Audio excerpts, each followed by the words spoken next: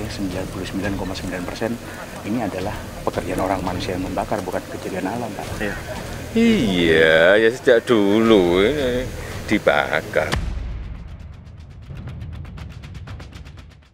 Welcome to Cameo Project. Sekarang langsung pencet tombol subscribe ya. Jangan lupa pencet tombol lonceng biar dapat notifikasi. Acapcus. Yo, ketemu lagi dengan Ibob Tarikan di channel Cameo Project. Dan tanggal 16 September kemarin gue punya kesempatan untuk menuju ke Riau bersama dengan rombongan presiden. Dan ini keadaan yang gue lihat di Riau.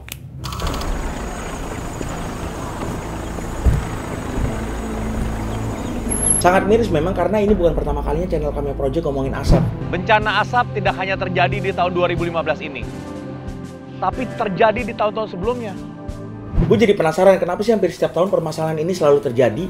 Apakah ini memang terjadi karena panjangnya kemarau dan akhirnya itu membakar dedaunan dan itu menjadikan sebuah bencana alam, kebakaran hutan jadinya? Gue mencoba mengkonfirmasi keresahan gue ini. Untuk Riau, rata-rata lahan yang terbakar adalah lahan gambut. Apa itu lahan gambut? Gambut adalah jenis tanah yang terdiri atas timbunan bahan-bahan organik yang berasal dari sisa-sisa tumbuhan yang sedang atau sudah mengalami proses dekomposisi. Lahan gambut kurang memiliki nilai ekonomis, tapi memiliki fungsi ekologis yang sangat tinggi. Ketika gue bertemu dengan Bapak Haris Gunawan dari Badan Restorasi Gambut, gue bertanya mengenai kebakaran hutan yang gue pikir adalah bencana alam. Sudah terkonfirmasi kebakaran di lahan gambut itu 99,9% itu disengaja, man-made. Dan sekitar 0,0 sekian persen lah, kita nggak bisa juga menjelaskan fenomena alam, tapi itu sangat kecil sekali. Gue juga mengkonfirmasi kepada Presiden mengenai pengusaha-pengusaha jahat yang membakar hutan demi kepentingannya, dan ini adalah tanggapan beliau.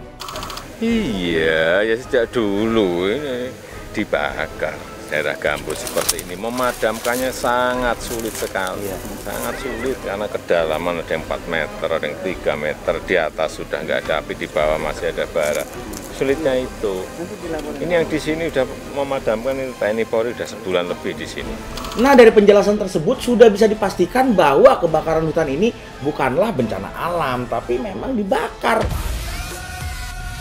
Jadi mari kita berhenti untuk berteriak mencanangkan ini sebagai sebuah bencana alam nasional. No, ini sudah pasti dibakar. Sekarang kita ada di rapat terbatas mengenai penanganan kebakaran hutan yang ada di Riau ini. Assalamualaikum warahmatullahi wabarakatuh. Di rapat bulan Juli tanggal 15 dan saya di istana sudah saya ingatkan bahwa pencegahan di dalam penanggulangan kebakaran lahan dan hutan itu adalah mutlak harus dilakukan. Pengalaman kita tahun-tahun sebelumnya seperti itu. Jadi kuncinya ada di pencegahan, jangan sampai ada titik api satupun muncul dan dibiarkan. Nah, dari pernyataan tersebut, Presiden sudah memerintahkan untuk melakukan tindakan antisipasi agar hutan tidak terbakar. Tapi kenapa masih terbakar? Ya karena dibakar. Man-made. Gua mencoba untuk mengkonfirmasi kepada Gubernur Riau. Beliau mengatakan akan menindak tegas oknum-oknum yang melakukan pembakaran hutan. Kan musim penghujan. Iya. Biasanya kalau sudah musim penghujan, ya sawitnya udah mulailah tumbuh. Iya. Nah, berarti kan ini kan ada oknumnya. Kalau misalnya masyarakat setempat yang memang itu untuk kebutuhan dia sehari-hari, ini mungkin patut kita pertimbangkan. Kalau pengusaha-pengusaha besar, ini tentu kita tindak. Akan melakukan tindakan tegas. Akan sih. Oke lah. Maka tadi saya sampaikan tadi dengan Pak Bupati, Pak Wali Kota, kita sinergi dan kami juga sudah menyiapkan sekarang tim penertiban kebun ilegal dan ini juga akan kami garap nanti bersama Pak Kapolda, Pak Danrem, termasuk juga Pak Kajari agar persoalan ini di masa akan datang tidak timbul lagi. Sudah ditangkap 3 orang pelaku pembakaran hutan yang katanya dibiayai oleh seorang pengusaha bernama Asun dan 1 orang katanya dibiayai 600.000 untuk bisa membakar hutan. Yang gue nggak habis pikir, pemerintah lewat Menteri Kehutanan dan Lingkungan Hidup mengatakan tidak akan membuka nama-nama perusahaan pembakaran lahan. Loh, ada apa ini? Katanya nama-nama itu tidak terlalu penting untuk diketahui oleh masyarakat. Walau Presiden mengatakan yang penting adalah tindakan pencegahan, tapi kondisi ini terus berulang. Lebih parah lagi karena langit juga sampai berwarna merah.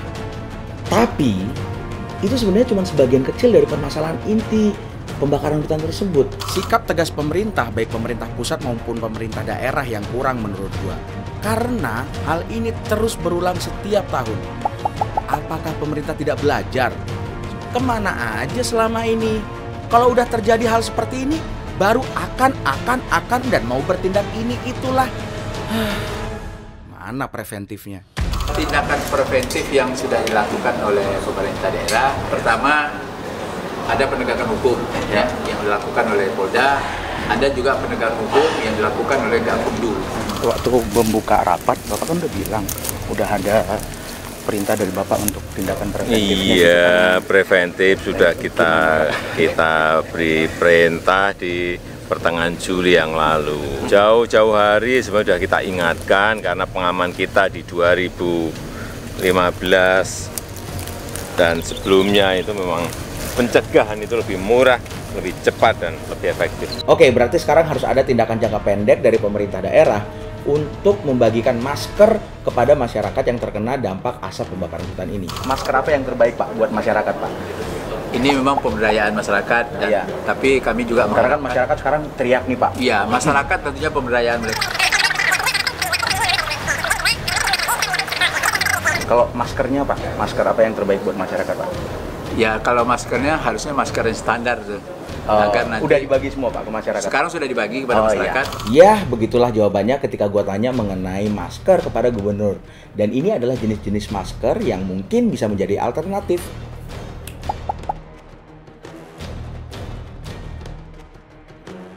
Dan inilah masker yang dibagikan kepada masyarakat di Riau. Waktu gue lihat di sana ya, atau dibagikan waktu presiden datang dong, gue nggak tahu. Tapi ya itulah yang dibagikan.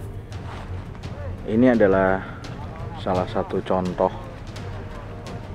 dari masker-masker yang dibagikan oleh pemerintah daerah di sini. Tipis, kayak masker-masker ojek online.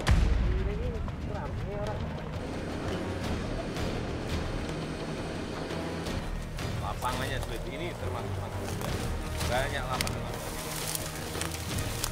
Sebenarnya gue udah lihat apa yang terjadi sebelum presiden datang dan ketika presiden datang. Ketika sebelum presiden datang, airnya itu tidak sekencang itu. Tapi ketika presiden datang, semua air menjadi kencang. Berapa tenaga dan biaya yang kita keluarkan, sehingga sekali lagi kesadaran masyarakat untuk tidak membakar hutan, tidak membakar lahan, tidak membakar daerah-daerah gambut perlu terus diingatkan. Selain merusak habitat, ya betul-betul biaya yang kita keluarkan untuk memadamkan ini sangat besar sekali. Kesadaran masyarakat untuk tidak membakar lahan hutan maupun lahan gambut menjadi kunci. Oke, gue Ibob Tarigan. Thanks for watching.